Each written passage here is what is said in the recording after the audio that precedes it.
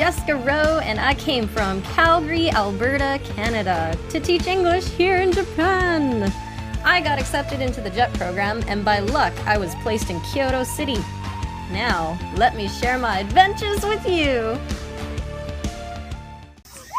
Oh my God, there's a bat!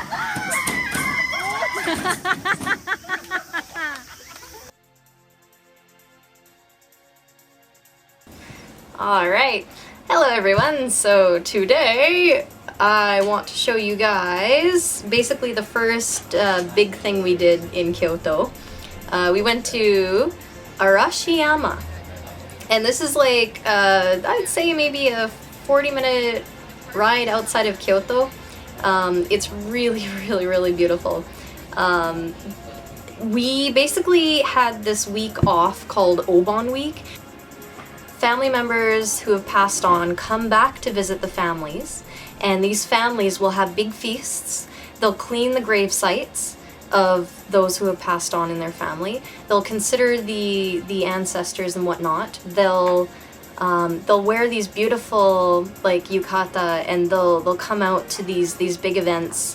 One of them in particular was one that we saw in Arashiyama, and what this event entailed was you would kind of sit down with a monk, and then you can get your family's name or someone who has passed written on a piece of paper, and you can get kind of like a message sent to them or from them or something. I can't remember exactly.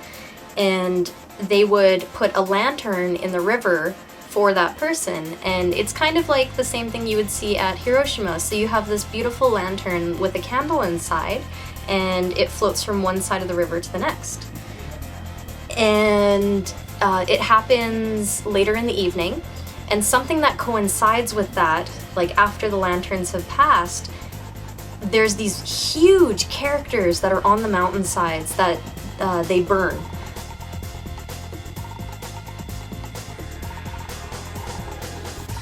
Daimonji is what they call it. It's basically like a big flaming character on the side of a mountain.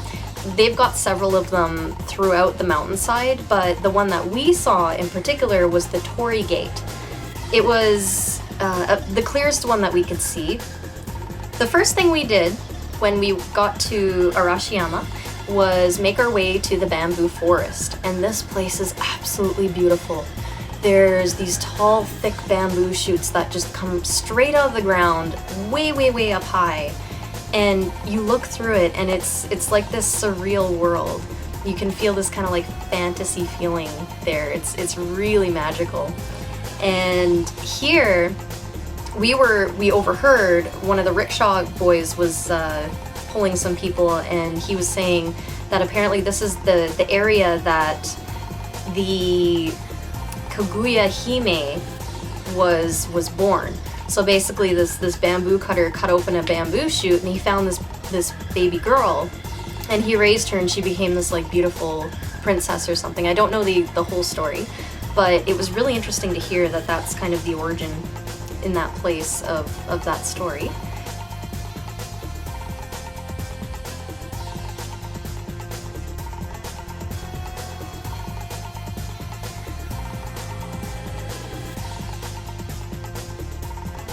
We exited the bamboo forest, and then we made our way into this town, Arashiyama, and to get there we had to cross this bridge, the Togetsu-kyo Bridge, and it is absolutely beautiful. It's this huge bridge that spans across this really big river, and you could see all this wildlife, and it's nothing but mountains all around you, and there's all these like really cool traditional shops that are all around you. It's really neat. And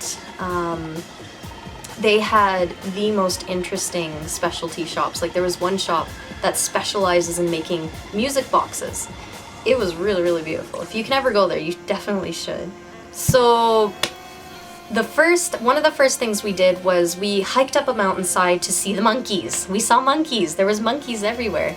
They have this area where you can literally be with the monkeys. You can feed the monkeys safely from inside of a cage, and you can actually be out with the monkeys where the monkeys can literally climb all over you if they wanted to, but they usually don't. from what I saw. We really, like, we were kind of terrified because on the way up to the mountain, we kept seeing signs where it was like, don't look them straight in the eye, don't show your teeth, that's a sign of aggression, don't feed them, don't have food in your hands, sometimes cameras upset them, and we were just like kind of looking at each other, we're like, oh my god, what's gonna happen, right?